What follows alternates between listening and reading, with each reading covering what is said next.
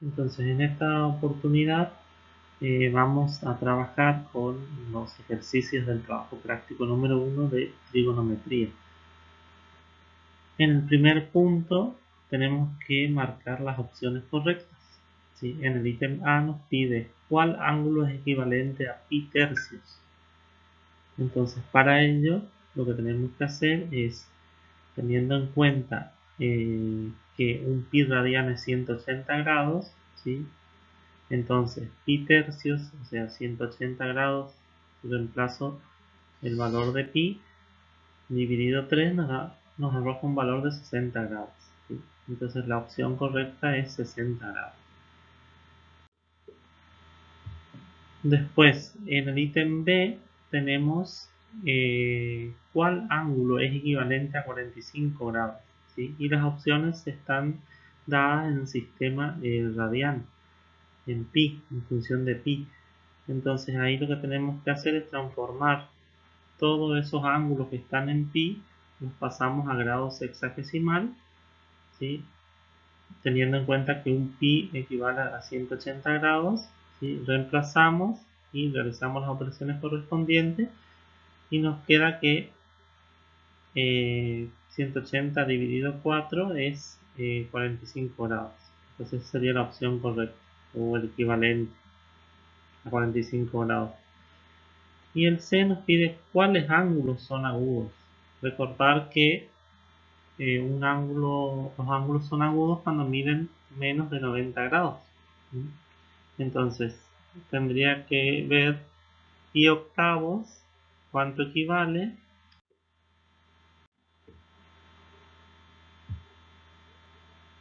Pi octavo equivale a 22,5 grados y 2 quinto pi equivale a 72 grados, ¿sí?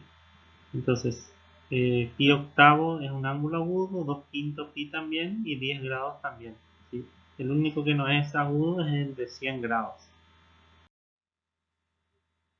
Bueno, ahora vamos a trabajar con la actividad número 2, donde nos pide que calculemos en grados sexagesimales. El ítem D nos pide 1,5 pi. Tenemos que hacer 1,5 por 180 grados, nos da un valor de 170 grados. En el ítem C nos pide 2 radianes, pasarlo a grado sexagesimal. Entonces un pi radian es 180 grados, 2 radianes va a ser equivalente a x. Entonces multiplicando 2 radianes por 180 grados dividido un pi radian nos da el valor de x de 114,59 grados. Y el ítem E es 5 cuartos pi. Entonces hacemos 5 por 180 dividido 4 nos arroja un valor de 225 grados. El punto 3 nos pide expresen los siguientes ángulos en radianes en función de pi. Entonces tenemos el de 100 grados, ¿sí? Recurrimos a una regla de 3 simples, ¿sí?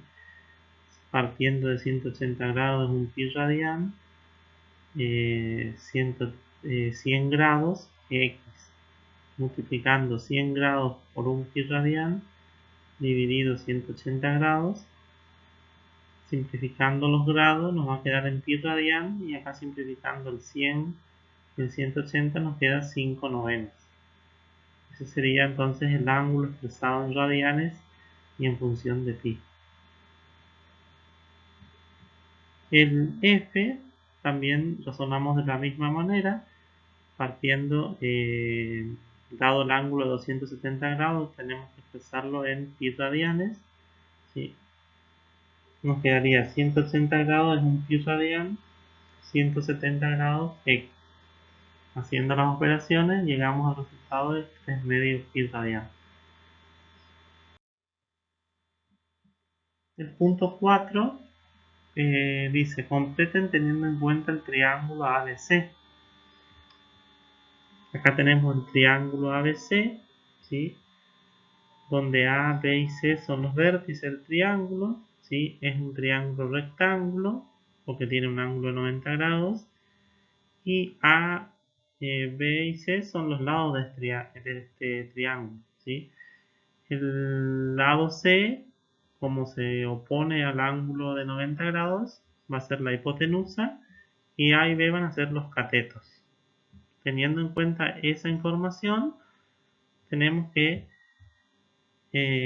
resolver el ítem A, donde nos dice A es el cateto adyacente al ángulo, ¿sí? Entonces, el cateto adyacente es el cateto que está por debajo del ángulo, en este caso, el A, ¿sí? El lado A, tenemos que ver con qué está por debajo del ángulo, de qué ángulo, ¿sí? Entonces, el lado A está debajo del ángulo B en este caso, ¿sí? Entonces es adyacente. Después, A es el cateto opuesto al ángulo. Si yo observo la figura, veo que el cateto opuesto, o sea, el cateto que se enfrenta al ángulo, es el ángulo A, ¿sí? Y así van respondiendo las demás oraciones, ¿sí? Y en el ítem B, escriban las razones trigonométricas, ¿sí? De los siguientes ángulos: el seno, el coseno y la tangente, ¿sí? Recordar que el seno de un ángulo está dado por el cociente entre el cateto opuesto y la hipotenusa. Por eso acá escribo yo A dividido C. El coseno es el cateto adyacente sobre la hipotenusa, por eso escribo B sobre C. Y la tangente es el cateto opuesto sobre el cateto adyacente, por eso escribo A dividido B. Y después tenemos las funciones trigonométricas inversas, ¿sí? La cosecante es la inversa del seno, la secante es la inversa del coseno y la cotangente es la inversa de la tangente. Por lo tanto, lo único que tenemos que hacer acá es invertir los valores, ¿sí? Y ya obtenemos las funciones trigonométricas inversas.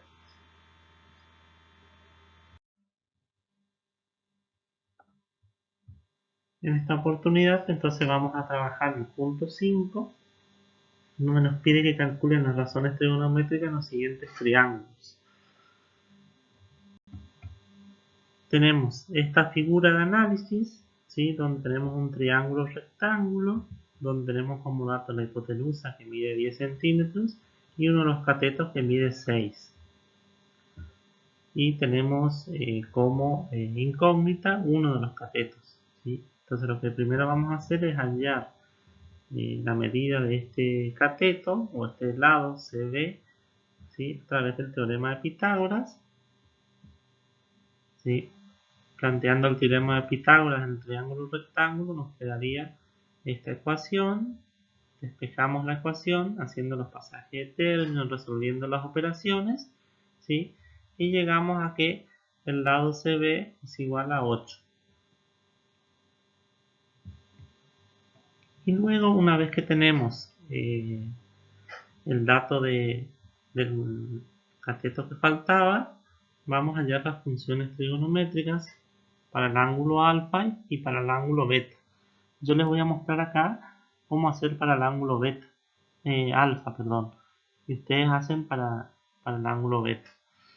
Entonces, teniendo en cuenta que el seno de alfa es cateto opuesto sobre hipotenusa, 6 décimos, simplificando nos queda 3 quintos. El coseno es cateto adyacente sobre hipotenusa, 8 décimos, simplificando nos queda 4 quintos. Y la tangente de alfa es 6 octavos, simplificando nos queda 3 cuartos. Y habíamos dicho que las funciones trigonométricas inversas, la cosecante, la secante y la cotangente, las obtenía invirtiendo los valores de las respectivas funciones trigonométricas directas. O también pueden aplicar la definición sabiendo que la cosecante es la hipotenusa dividido el cateto opuesto al ángulo Simplificando nos queda 5 tercios. La secante es la hipotenusa dividido el cateto adyacente, en este caso es 8. 10 octavos, simplificando nos queda 5 cuartos. Y la cotangente es el cateto adyacente sobre el cateto opuesto, simplificando nos queda 4 tercios. Bueno, en esta oportunidad vamos a trabajar con el punto 6, ¿sí? Donde tenemos que tener en cuenta el dato y calcular las razones pedidas. Recuerden que los ángulos son del primer cuadrante. El ítem A nos da como dato que el coseno de alfa es igual a 2 quintos, ¿sí? Despejando alfa nos queda que va a ser igual al arc coseno de 2 quintos, ¿sí? Y eso lo calculamos con la calculadora científica ingresando la tecla Shift, coseno de 2 quintos, aprieto la tecla de igual y nos arroja un valor decimal, y después con la tecla de grado, minuto y segundos lo pasamos al sistema sexagesimal, arrojando un valor de alfa igual a 66 grados, 25 minutos, 18 segundos. ¿Sí? Y una vez que sabemos el valor de alfa, calculamos el seno de alfa y la tangente. También todo con la calculadora científica.